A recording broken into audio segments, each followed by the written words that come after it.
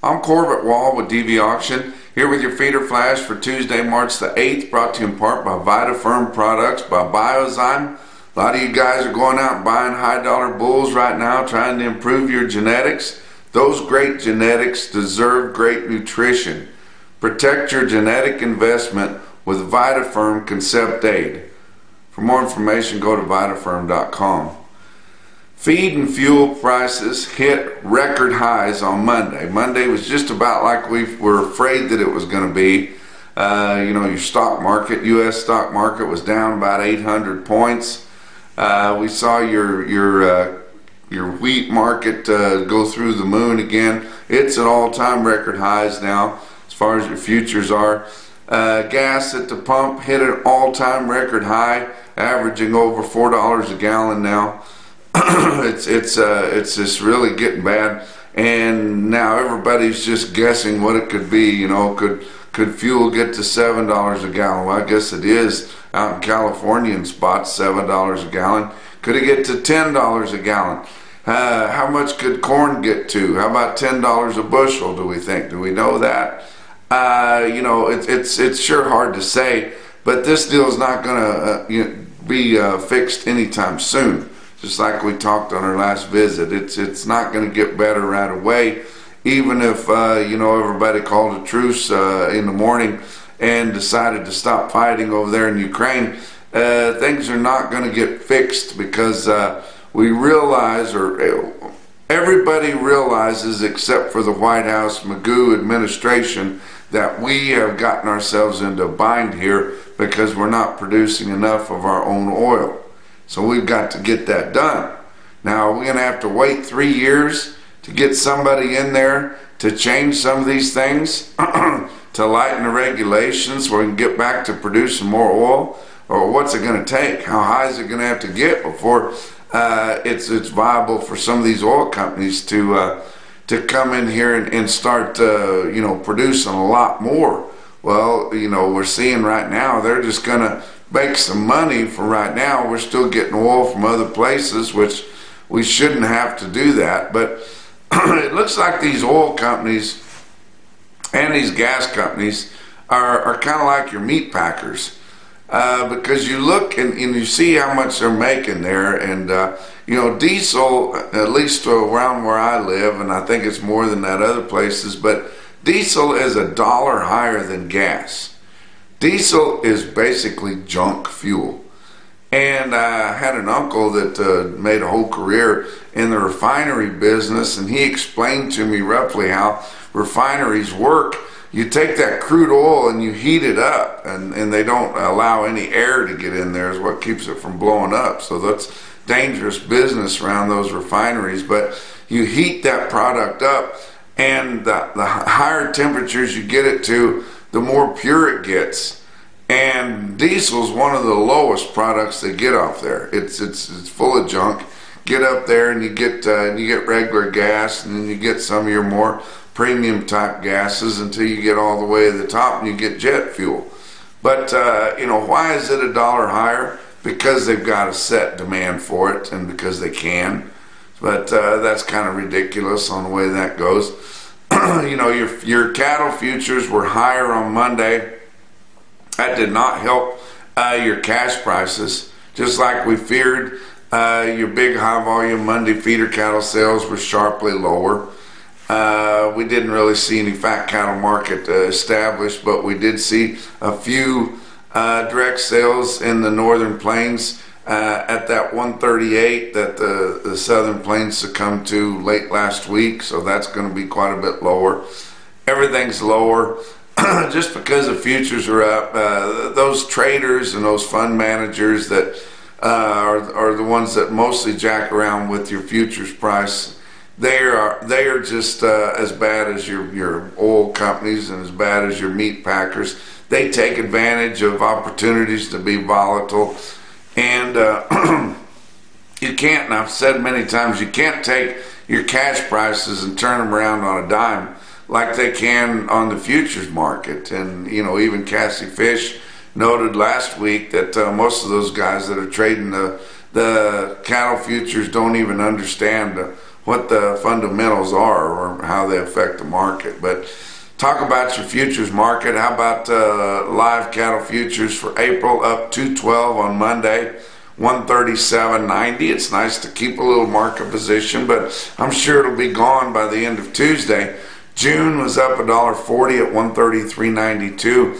Your back months were up 50, and that was on the farthest out contract there. They're not as volatile way out front, and there is a little bit of confidence out front because they weren't down nearly as much last week, but all the way to as much as $2.15 higher on Monday, and your back months of your live cattle futures.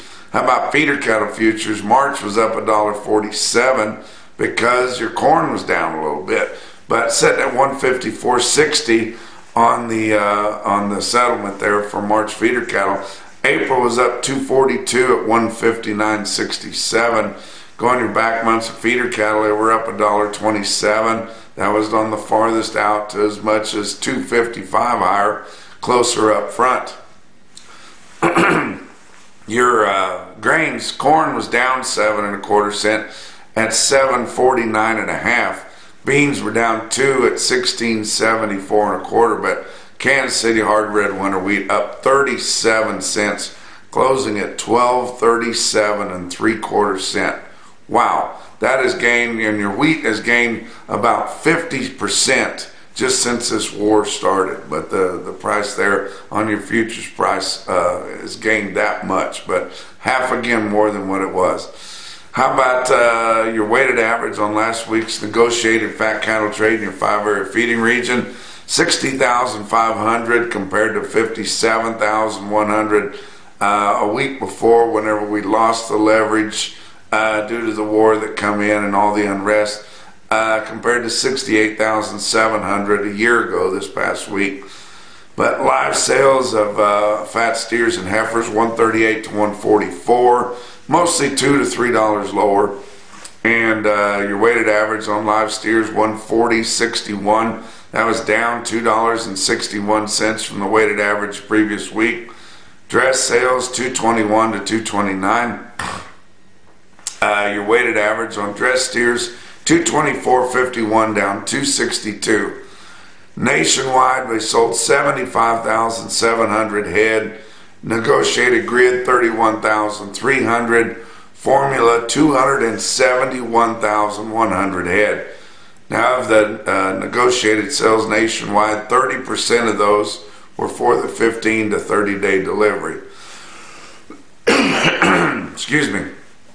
Monday, I mentioned we did have a few sales, direct fed cattle sales, about 500 in Iowa and only a couple hundred in Nebraska at 138. That's a lot lower than what we had last week, and hopefully we get a little bit more than that. Box beef cutout values were higher to start the week out, so maybe we are seeing a turnaround on that. Choice cuts were up 38 cents at 254.71. Select up $1.81 at 250.22. Talk about what else is going on. Beaver County stockyards. Beaver, Oklahoma is going to have over 4,000 head of cattle here today on Tuesday, and expecting a really good sale, but times are tough. I talked to Jeff Slatton there, very, very concerned about the market. I've told you before, he really, really cares and worries about what his customers' cattle brought. And he told me that he turned down some new customers for this week because he kind of knows how many he can funnel through the buyers that he has there, and he was just he didn't want them to be disappointed, and he just explained to them that, I can't perform miracles here. This market's tough. I'm not sure how many cattle we can get sold where I want to keep the market, and he said, let's try to bring them whenever I don't have quite that many yearlings, because he has nearly all yearling feeder cattle on this sale with over 4,000 head coming up here at Beaver County Stockyards today on Tuesday. View and bid at dvauction.com. Talk about feeder cattle markets, real-time index brought to you by Margin Tracks by Midcon. RTI sitting at 154.63 late on Monday. That was down another $1.30. and it won't be in the 150s long, guys, because most of these 8-week cattle are bringing in the 140s, and that's a 7-day moving average. You know, earlier last week, your cattle were still bringing in the high 50s and 60s for the most part, but really tough market, and we're losing this cash market in the feeder cattle pretty fast. Not so much on your stocker cattle. Talked to John Campbell on Monday. Winter Live in La Junta, Colorado is going to have about 5,000 head for the 82nd anniversary sale there. Mostly stockers, he said, thank goodness. A lot of stocker cattle, so if you guys need some grass cattle, get your order in or get into La Junta at Winter Live on Tuesday. John Campbell said they're going to have a good sale. What's really amazing to me, John Campbell's been to every one of those 82-year anniversary sales. It's unbelievable that he's in as good a shape as he is. Talk about your big sales on Monday. Oklahoma City, Oklahoma National Stockyards, 11,000 head.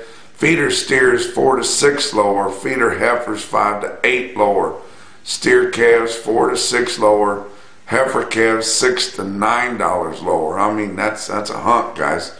But didn't have a very big sale a week ago, and the losses weren't as much as most of your other sales, so they got the brunt of it. How about Joplin Regional Stockyards?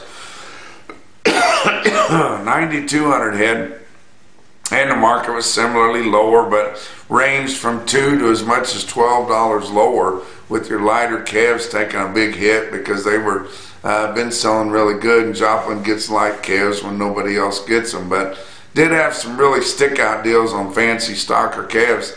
How about 180 head, 528 pound steer calves in Joplin bring 210.50. Give you some individual quotes that were impressive to me on a down market around. How about Platte Valley Livestock, Gearing, Nebraska, 89 head, 613 pound steers bring 202.50 on some fancy black baldies there. How about Gainesville, Missouri? Gainesville Livestock Auction there, down in the hills there, just north of the Arkansas line. 73 head, 647 pound steers bring 177 and a quarter. Sioux Falls Regional Livestock in Worthing, South Dakota, sold 113 head, 786 pound steers at 164.50. But the best quote that I saw anywhere on Monday, your Ralgro top quote for the day, come out of Aberdeen Livestock Sales, 65 head, 829 pound steers bring 161. Not sure if we're going to see any more 8-weight steers bringing the 160s for a good while. That's your feeder flash for Tuesday.